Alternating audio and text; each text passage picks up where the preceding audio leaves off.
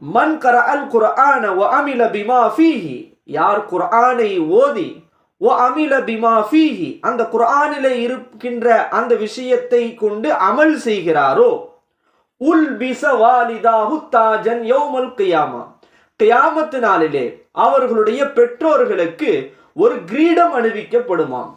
இன்னைக்கு சாதாரணமா நம்ம ஒரு ஸ்கூல்ல ஒரு ஃபங்க்ஷன் நடக்குது, நம்முடைய பிள்ளை ஒரு போட்டியில கலந்து ஜெயிச்சிருச்சு, பெற்றோர்களை கூப்பிட்டு கண்ணியப்படுத்துறாங்க அப்படின்னு நம்ம இருக்கும்போது, ஒரு பெற்றோர்கள் நிறைந்த சபையில, மக்கள் நிறைந்த சபையில நம்முடைய அந்த பெற்றோர்களை அந்த மேடையில வர வச்சு அவங்கள பாராட்டும் போது நமக்கு வரக்கூடிய சந்தோஷத்தை நம்ம பார்க்கிறோம்.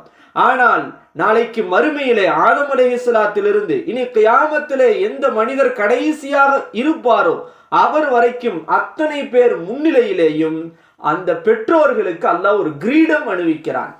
ரசூல் ஸல்லல்லாஹு அலைஹி வஸல்லம் அவர்கள் அழகாக சொன்னார்கள், அந்த கிரீடத்தின் பிரகாசம் எப்படி இருக்கும் தெரியுமா? லவ்உஹு அஹ்ஸனு மின் லவ்இஷ் ஷம்ஸ், அந்த கிரீடத்தினுடைய பிரகாசம் சூரியனின் பிரகாசத்தையோட பிரகாசமாக இருக்குமா.